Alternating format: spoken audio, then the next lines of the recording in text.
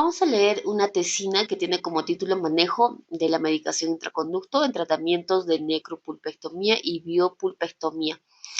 Se realizó para la obtención de un título para el título de cirujano dentista, ¿no? Él lo presentó, él es el autor de la tesina. Como me pareció muy interesante, la vamos a leer.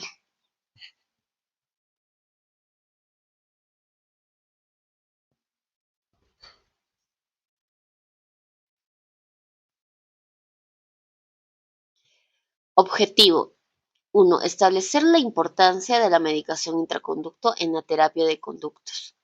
Determinar la elección de un medicamento intraconducto para cada tratamiento de conducto radicular, de acuerdo con las condiciones clínicas y microbiológicas. 3. Establecer las técnicas más adecuadas para realizar una correcta medicación intraconducto. Capítulo 1. Antecedentes históricos de la medicación intraconducto. De los primeros registros que tenemos acerca de la medicación dentro de las cavidades dentales, la encontramos en la antigua China. Utilizaban excremento de murciélago en las cavidades, con el fin de eliminar los gusanos que habitaban el diente. Sarampión en el siglo X colocaban opio en las cavidades para combatir el dolor. En el siglo XI, Albucaille recomendaba el uso de cauterio introducido a la cavidad. Durante el siglo XVI, Ambroise Paré aconseja el uso de aceite de clavo para remedio para aliviar el dolor dental. Pero la primera observación registrada de la presencia de bacterias en el conducto radicular data del siglo XVII por un holandés aficionado a construir microscopios, Anthony van Leeuwenhoek, y en el siglo XVIII Fauchard, en su obra Le Chirurgien Dentiste o Traité des Dents, recomendaba el uso de curaciones embebidas en aceite de clavo dentro de las cavidades. Bueno, menciona más poquito de historia, ¿no? Pero nos vamos a ir a la más relevante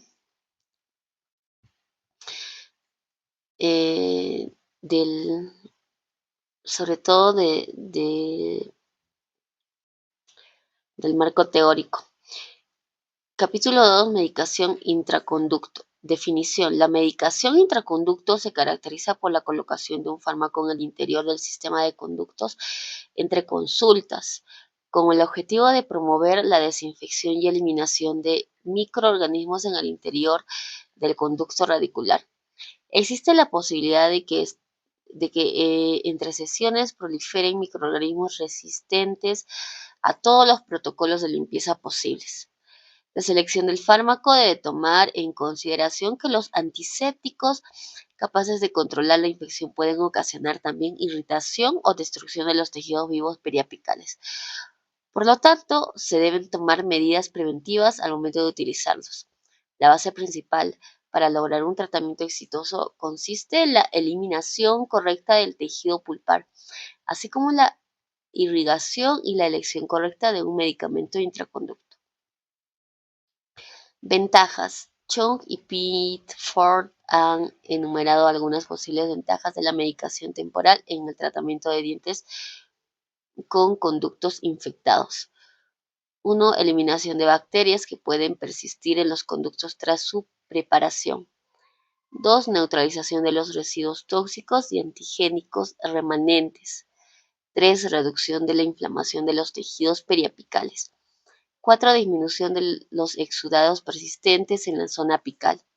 5. Constitución de una barrera mecánica ante la posible filtración de la obturación temporal. Indicaciones. Las indicaciones principales para el uso de medicamentos intraconductos son las siguientes. Anatomía compleja, debido a que no sabemos la forma exacta de los conductos radiculares. Dientes con lesión periapical. dientes en los que no fue posible la obturación definitiva por motivos del paciente u operador. Aumentar la probabilidad de éxito ya que mantendremos el conducto radicular libre de bacterias. Cuando persisten signos y síntomas durante la conformación y limpieza de los conductos radiculares. En casos de retratamientos para bajar la carga bacteriana de microorganismos que son persistentes al medio. Tratamiento de dientes permanentes necróticos con ápice inmaduro en donde no es posible la obturación final. Bueno,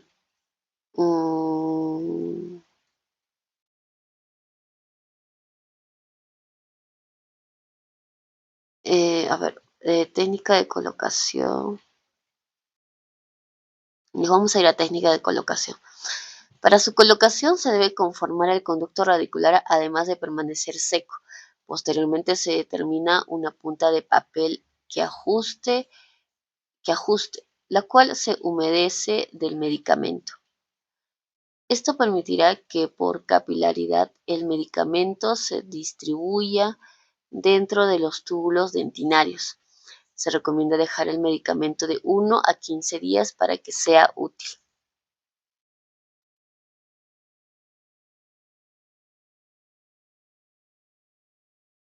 Bueno, acá menciona los antibióticos, sí, pero sabemos que el hidróxido de calcio es el más efectivo, ¿no? Puede ser con paramonoclorofenol o simplemente solamente el hidróxido de calcio, ¿no?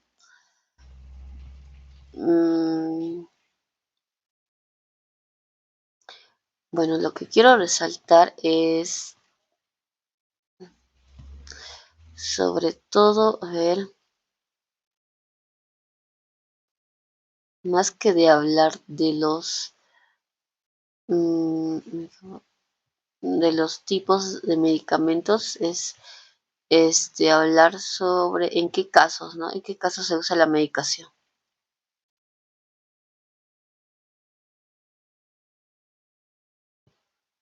Vías de infección del conducto radicular, microbiología de los dientes que requieren. Aquí está. Bueno, vamos a leer el capítulo 3, consideraciones microbiológicas. De las 600 especies microbianas relacionadas con la cavidad oral en cada individuo, solo se identifican de 50 aproximadamente. Los tejidos duros dentarios actúan como barreras mecánicas defensivas impidiendo la invasión microbiana de la pulpa. Su destrucción parcial o completa determina la progresión de los microorganismos hacia el interior de la cavidad pulpar y causa una inflamación en la pulpa que puede evolucionar hacia una necrosis total y afecta a los tejidos del periápice. La intensidad de la infección microbiana de la pulpa y del ápice depende de diversos factores: carácter de la invasión, riqueza de la microbiota, número de microorganismos, endotoxinas, exoenzimas, metabolitos, exotoxinas, tiempo y capacidad defensiva del hospedador. La capacidad de un microorganismo de causar enfermedad se denomina patogenicidad. La virulencia indica el grado de patogenicidad de un microorganismo y de los factores de virulencia, y los factores de virulencia son los productos microbianos. Las bacterias serán más virulentas cuando tengan una elevada actividad metabólica. Por lo tanto, liberarán mayor cantidad de exotoxinas, exoenzimas y desechos metabólicos. Cuando las bacterias y sus productos metabólicos están presentes en bajas concentraciones, las defensas celulares del organismo son suficientemente eficaces para neutralizarlos, causando un daño mínimo. Pero esta acción adversa se instaura gradualmente y permite que se active el sistema inmunitario específico. Por lo tanto, cuando se producen gran cantidad de agentes irritantes, se puede desviar el equilibrio entre el sistema defensivo del hospedador y la agresión bacteriana. El resultado de este desequilibrio es la aparición de un cuadro inflamatorio agudo. Vías de infección del conducto radicular. Cuando se rompa la integridad de la capa naturales del diente, el complejo dentinopulpar quedará expuesto al entorno oral, pasando por una pulpitis hasta una necrosis con lesión periapical. Las principales vías de infección de la cámara pulpar son túbulos dentinarios. Una vez expuesta la dentina, los túbulos dentinarios serán la vía principal de acceso a la cámara pulpar. Pulpa expuesta. Al no tener una barrera natural de defensa, las bacterias podrán entrar a la cámara pulpar de manera libre. Anacoresis a través de la sangre. Filtraciones por la inadecuada colocación de restauración provisional y contaminación durante el tratamiento endodóntico. Conductos laterales, fisuras resultantes de algún traumatismo. Microbiología en dientes que requieren biopulpectomía. En general, para cada milímetro de saliva se tiene alrededor de 600 a 700 especies diferentes en cuanto a forma y tamaño. Las bacterias que componen la microbiota normal están presentes normalmente como comensales inocuos y viven en equilibrio con el huésped. Se encuentran en la cavidad oral como células independientes que flotan libremente en el estado planctónico. Esta microbiota es benéfica ya que protege el organismo de infecciones exógenas, pero al romperse el equilibrio entre el huésped y bacterias, ellas serán las primeras en generar infecciones, convirtiéndose en patógenos oportunistas. Las características de los microorganismos en la cavidad pulpar dependen de si ésta se encuentra abierta o cerrada de la localización coronaria o apical y del tiempo. La principal fuente energética nutritiva de las bacterias en las pulpitis son los fluidos hísticos, residuos de descomposición pulpar y el plasma que varían en función del tiempo y la progresión de la inflamación pulpar. En dientes con pulpitis irreversible, la porción infectada será la capa más superficial de la cámara pulpar, mientras que en las demás partes de la cámara pulpar y conducto radicular se encontrarán libres de bacterias. En las cámaras abiertas pulpitis ulceradas existen aproximadamente entre el 25% y el 30% de anaerobios y el 50% de Streptococcus del grupo Viridans y otras bacterias con menor prevalencia, como Staphylococcus epidermidis, Corynebacterium, Haemophilus parainfluenzae, Streptococcus mitis, Campylobacter rectus, Captonocitofaga y Eikenella corrodens. También se aíslan, aunque en menor frecuencia, Streptococcus aureus, Escherichia coli, Lactobacillus, Bacillus, Candida albicans y Streptococcus pneumoniae. Por lo contrario, en las cámaras cerradas se invierte la proporción entre anaerobios facultativos y anaerobios estrictos y estos últimos predominan en un 70-80%. Entre estos cabe destacar Veillonella parvula y otros que menciona, ¿no? En las pulpitis totales existe predominio de especies bacterianas anaerobias facultativas, mientras que en las pulpitis de componente purulento hay mayor presencia de anaerobios estrictos. En las pulpitis hiperplásicas hay menor presencia bacteriana que en las pulpitis ulceradas, debido a que presentan pulpas muy reactivas y capaces de reducir la colonización de la pulpa en estratos profundos. Es importante mencionar que el número de bacterias que colonizan la pulpa o el periápice es directamente proporcional a la magnitud de la entrada. Microbiología de los conductos radiculares en las necrosis pulpares. Un conducto radicular con pulpa necrótica constituye un espacio que favorece la colonización bacteriana y proporciona a las bacterias un entorno húmedo, caliente, nutritivo y anaerobio en el que están protegidas en general de las defensas del huésped, debido a la ausencia de una circulación sanguínea activa en el tejido de una pulpa necrótica. Asset y colaboradores en 1996 indicaban que el inicio de la instalación del proceso infeccioso en el tejido pulpar se observa una microbiota gran positiva compuesta principalmente por microorganismos aerobios con dominio de cocos sobre los bacilos y filamentosos, además de quedar restrictos a la luz del conducto radicular. De esta manera, los microorganismos quedan expuestos a los elementos naturales de defensa orgánica que se encuentran concentrados en el periápice y en los tejidos vivos en todo el sistema de conductos radiculares. La mayoría de los hábitats de microorganismos anaerobios tienen baja tensión de oxígeno y potencial de oxidorreducción disminuido, como resultado de la actividad metabólica de los microorganismos que consumen oxígeno. El microclima se transforma progresivamente en anaerobio.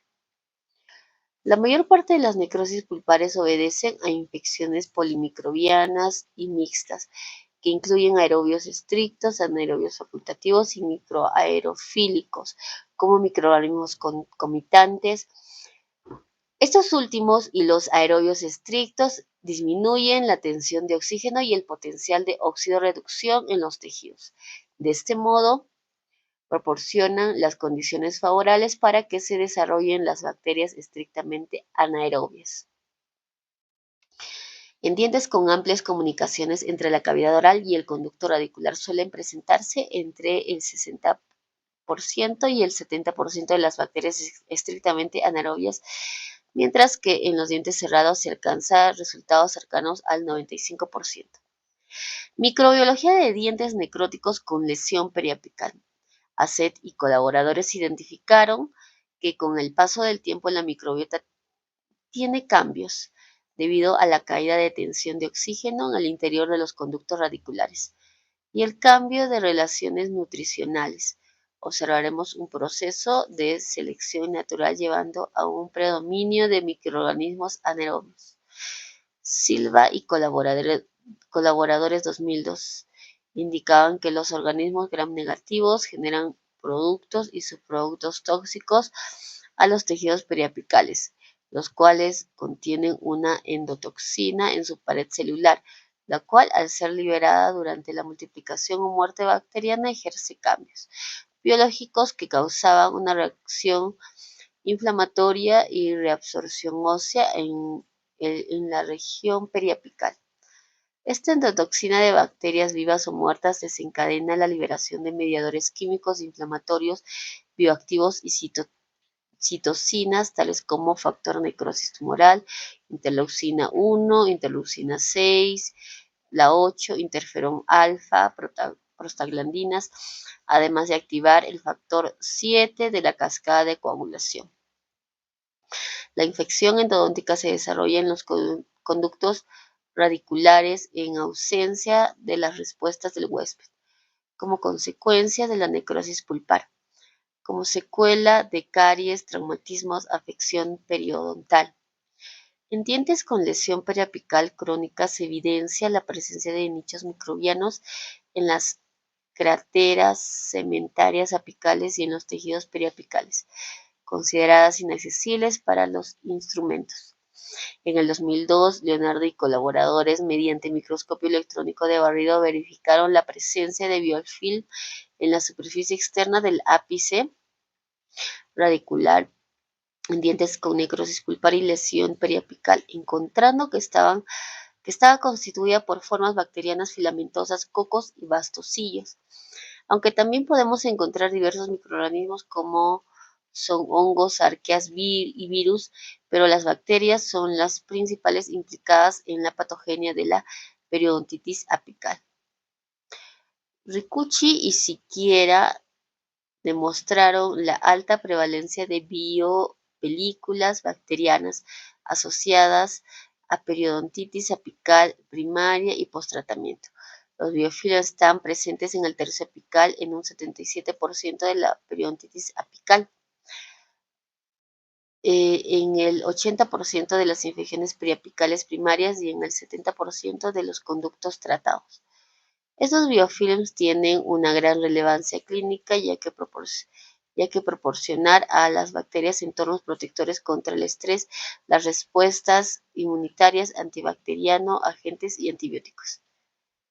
Ya que proporcionan, ¿no?, a las bacterias entornos protectores contra el estrés, las respuestas inmunitarias, antibacteriano, agentes y antibióticos. Las bacterias de los conductos radiculares con afección periapical se encuentran aisladas del tejido de granulación por la intensa presencia de leucocitos o de células epiteliales del foramen. Las bacterias más prevalentes en todas las periodontitis apicales se han detectado en orden de frecuencia: Treponema denticola 68%, endodontalis 61%, y bueno, lo que menciona, ¿no? Microbiología en los fracasos endodónticos. Una de las principales causas de fracaso endodóntico es la persistencia, multiplicación y migración de bacterias desde el interior de los conductos hacia los tejidos periapicales.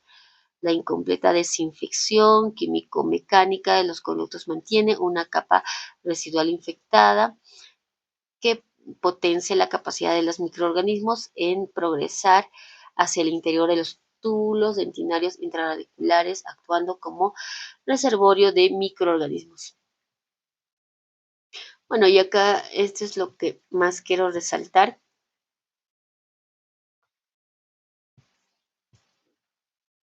Bueno, que es el capítulo 4, medicación intraconducto en dientes tratados con biopulpectomía. Biopulpectomía. En el tratamiento endodóntico, bueno, definición, la biopulpectomía es el tratamiento endodóntico que consiste en la extirpación del tejido pulpar vital de un diente cortando los tejidos cercanos del foramen apical. En esta zona es probable que el medio aún se encuentre estéril. Indicaciones: pulpitis irreversible sintomática, donde se extrae el tejido pulpar vital para aliviar el dolor y prevenir una cascada de eventos que finalmente conducirá a una pulpa necrótica. Pulpitis crónica, es decir, un pólipo pulpar, reabsorción radicular inflamatoria interna. Motivos protésicos pilares de prótesis fijas. Enfermedad periodontal. Existe un consenso general de que siempre que sea posible el tratamiento debe completarse en una visita, principalmente para salvaguardar la asepsia. Se puede indicar que se realice en más sesiones cuando el paciente es incapaz de tolerar el tiempo de la unidad dental, no hay tiempo suficiente por parte del operador, si el conducto radicular continúa llenándose de sangre y no se puede secar. Sobre instrumentación. Medicación intraconducto recomendada entre citas. Podemos preparar la medicación intraconducto en la clínica o en el consultorio utilizando una loseta espátula y un vehículo. Los vehículos que se asocian a las pastas de hidróxido de calcio deberían ser indicados con el propósito de acelerar la velocidad de disociación iónica. Se clasifican en la siguiente forma: hidrosolubles, solubles salinas, solución anestésica, agua destilada, clorexina. Viscosos: polietilenglicol, propilenglicol, metilcelulosa. No hidrosolubles: para monoclorofenol alcanforado, aceite de oliva. La pasta de hidróxido de calcio asociada a la solución fisiológica o agua destilada han mostrado cierta resistencia ante los microorganismos aerobios facultativos, principalmente la es fecalis, E. fecalis. En 1970, Leonardo y colaboradores evaluaron el hidróxido de calcio analizando 13 fórmulas que contenían diferentes vehículos y sustancias.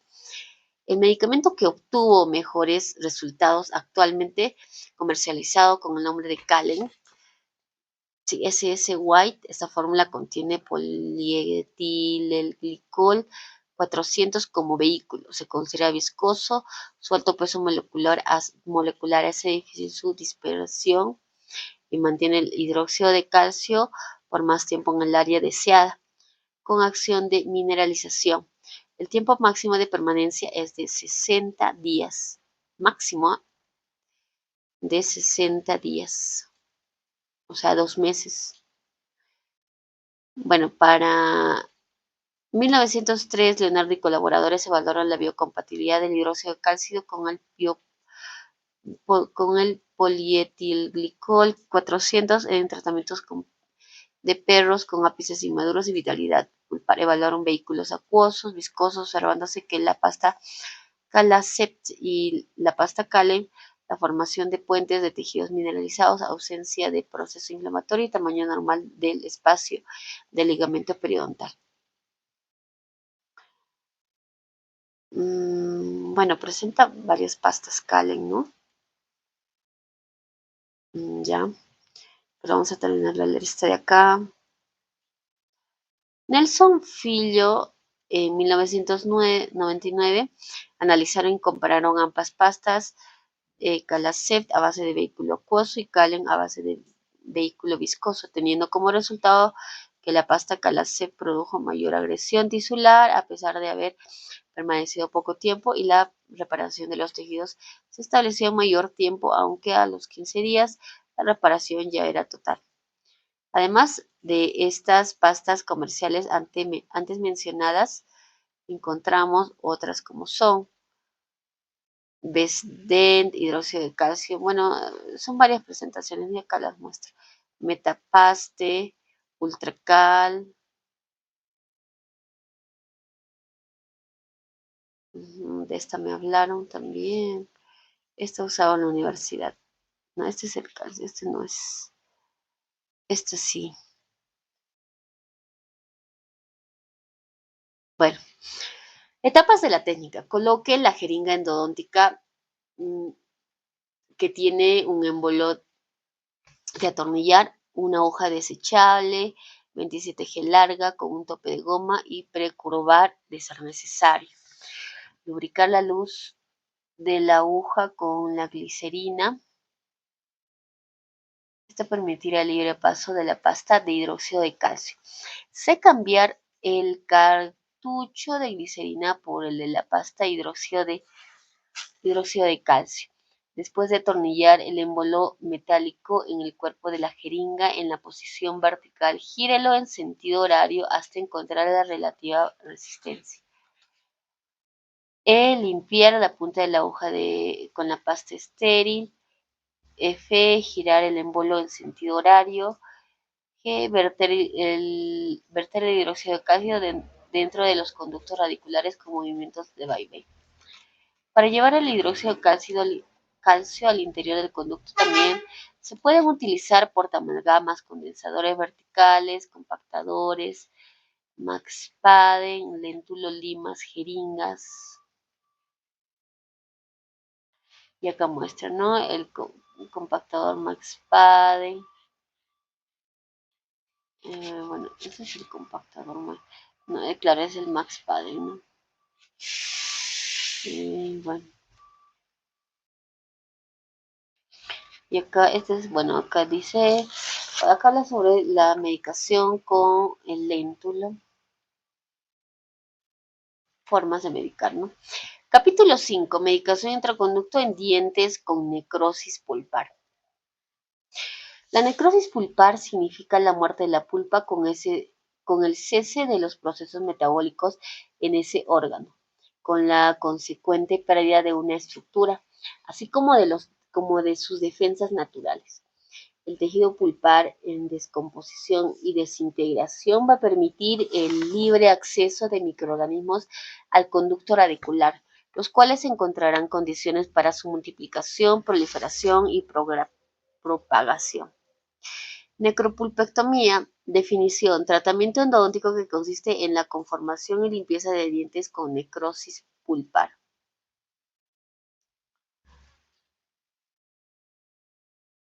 El tratamiento de necropulpectomía sin lesión radiográfica visible también puede realizarse en una sola sesión, siempre y cuando la preparación biomecánica de los conductos sea realizada correctamente, ya que disminuirá significativamente el número de microorganismos presentes.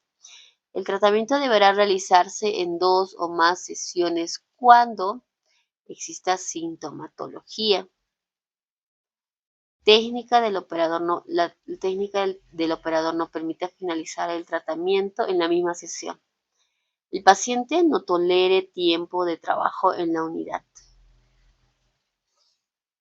Consideraciones para la medicación intraconducto en tratamientos de necropulpectomía sin lesión radiográfica visible. La medicación se considerará como auxiliar para la desinfección del sistema de conducto, sobre todo en lugares inaccesibles a la instrumentación. Medicación recomendada entre citas. Solamente algunos cuantos investigadores y clínicos recomiendan utilizar hidróxido de calcio mezclando para monoclorofenol alcanforado, ya que puede penetrar en los túbulos dentinarios, aunque la mayoría prefiere usar solo hidróxido de calcio. Cuando se requiere mantener la acción de la pasta durante mucho tiempo, como en los tratamientos de apicoconformación, en donde los dientes presentan necrosis pulpar, algunos autores prefieren una pasta con el vehículo viscoso como el propilenglicol o la glicerina, aunque las pastas con ambos tipos de vehículos han proporcionado resultados similares. Otra opción para tratamientos de apicoformación es la combinación de hidróxido de calcio, clorhexidina en gel 2% y óxido de zinc, sin la necesidad de cambios mensuales de la medicación intraconducto. Algunas mezclas se encuentran disponibles en envases monodosis estériles como estas marcas, ¿no? Las que muestran. También el uso de clorhexidina al 2% en gel como medicación intraconducto combinado con hidróxido de calcio han mostrado ser eficaz. En este tipo de tratamiento se recomienda un uso de entre 7 a 30 días.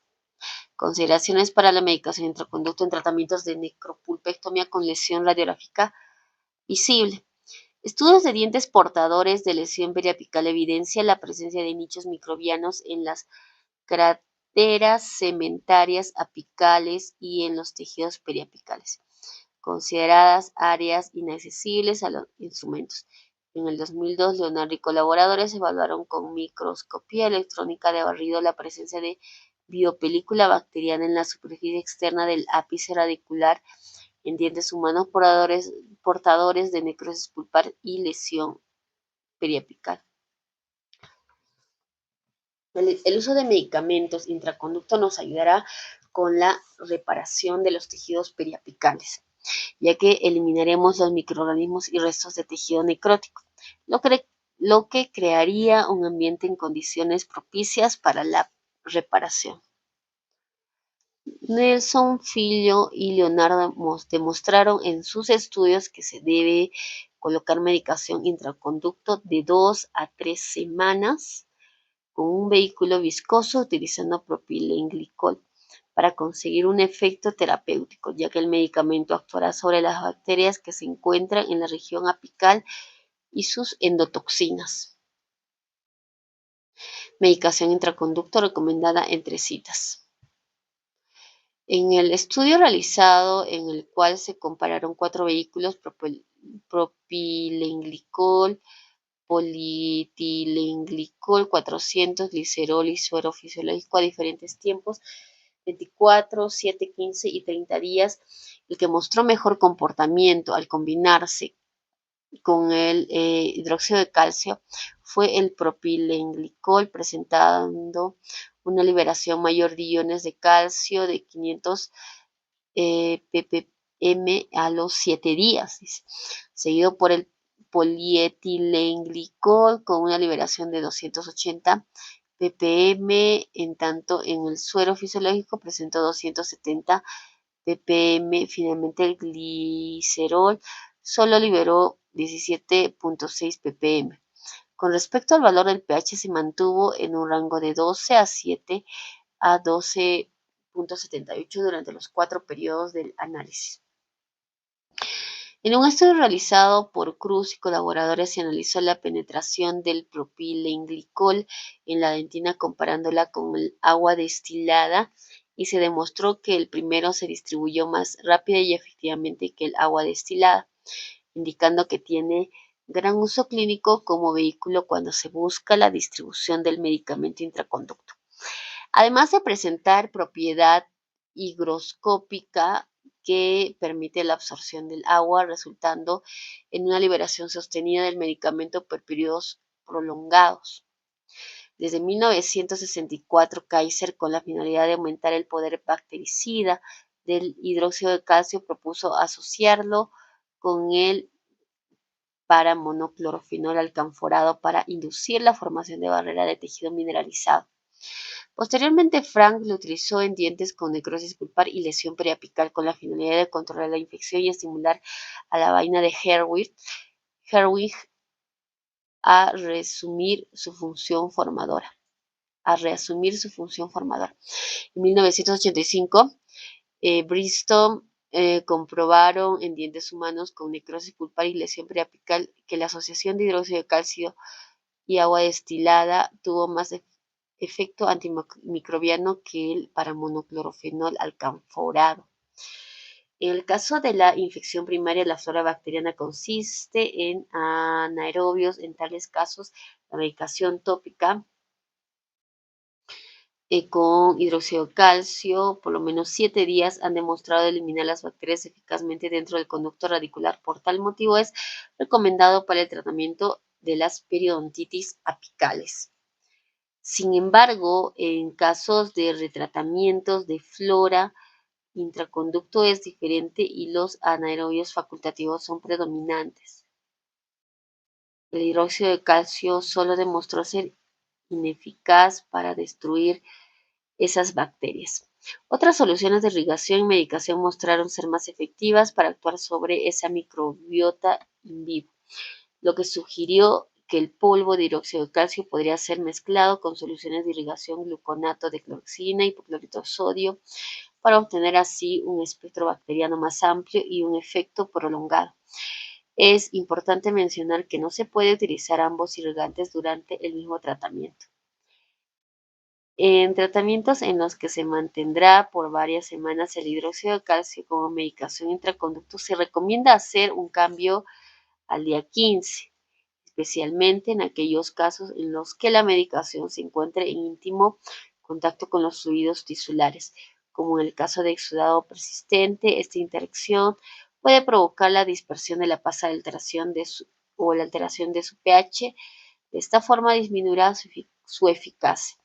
Una vez hecho el cambio, podrá dejarse otros 15 días más, especialmente en dientes con lesión periapical.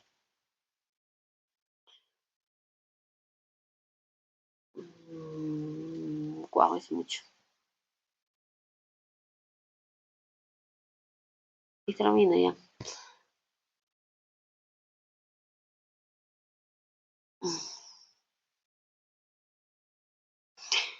Bueno, entonces acá. Además de sellar siempre con cábid original o ionómero de vidrio para evitar filtración. Dice Siqueira y Uceda evaluaron el efecto antibacteriano sobre varios tipos de bacterias comunes en infecciones endodónticas del hidróxido de calcio, cuando fue mezclado con 3 diferentes vehículos: solución salina al 0.85%, glicerina, paramonoclorofenol alcanforado y glicerina. Como resultado, se obtuvo que todas las pastas fueron efectivas contra las bacterias probadas: Porphyromonas endodontalis, Probostea intermedia, Streptococcus sanguis, Streptococcus faecalis, pero en tiempos diferentes.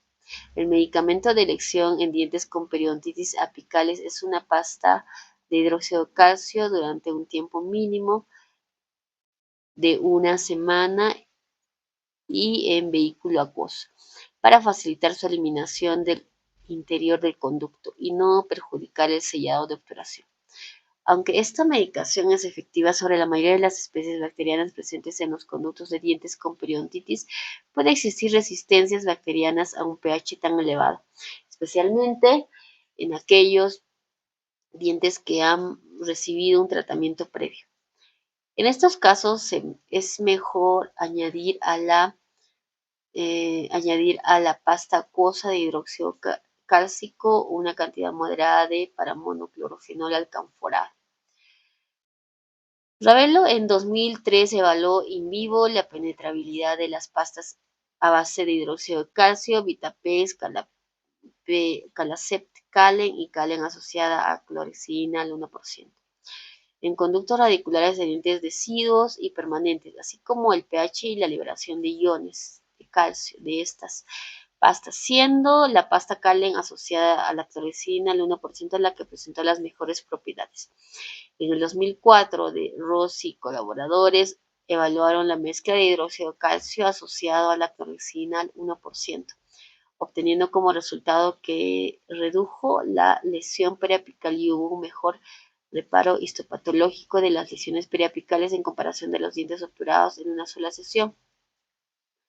Safari y colaboradores concluyen que las altas concentraciones de glicerina reducen la conductividad de la solución de hidróxido de calcio al disminuir la concentración de las sustancias ionizadas de dicha solución. Al reducirse la cantidad de iones hidroxilos, el hidróxido de calcio pierde su efectividad antimicrobiana, que se piensa está principalmente basada en el aumento del pH. Silveira en 1997 estudió el efecto del tiempo de acción de la medicación tópica entre sesiones a base de hidróxido de calcio utilizando en conductos radiculares de dientes de perros de conducción periapical inducida, comprobando que el periodo de 30 días fue el que mostró mejores condiciones de reparación en la región periapical, apical y periapical. Esos hallazgos nos indican que periodos inferiores a 15 días no deben ser recomendados para la medicación tópica entre sesiones en el tratamiento de dientes con necrosis pulpar y reacción periapical crónica. Conclusión. El diagnóstico pulpar y perirradicular es muy importante, ya que nos indica el tipo de microorganismos presentes, como en casos de necrosis con lesión periapical o necrosis sin lesión periapical, así como del tratamiento a seguir, ya que serán diferentes en cada caso. La medicación intraconducto tiene gran importancia en el tratamiento de conductos radiculares, ya que será un gran auxiliar para la desinfección, mejorando las condiciones tanto de los conductos como de los tejidos perirradiculares, ya que la morfología interna del sistema de conductos radiculares es muy irregular, presentando zonas inaccesibles a la instrumentación o sustancias irrigantes, siendo una de las principales razones de los fracasos endodónticos. También es indispensable realizar una buena elección de medicamento teniendo en cuenta el diagnóstico, el tiempo entre citas y las características del medicamento, ya que al presentar diversas propiedades como el tiempo de permanencia, mecanismo de acción, presentación comercial, técnica de colocación, debemos saber cuál será el ideal para nuestro caso. Muchos de ellos podrán mezclarse para mejorar sus propiedades y resultados más capaces de brindar una acción terapéutica deseada. El hidróxido de calcio es el medicamento intraconducto de mayor elección, ya que cumple con las propiedades necesarias para ayudar a la reparación de los tejidos perirradiculares y la desinfección del sistema de conductos radicular, además de poder combinarse con otros medicamentos para potenciar su uso y ser efectivo en cualquier caso. La buena elección tendrá repercusión en el pronóstico de nuestro diente para poder concluir con la obturación final.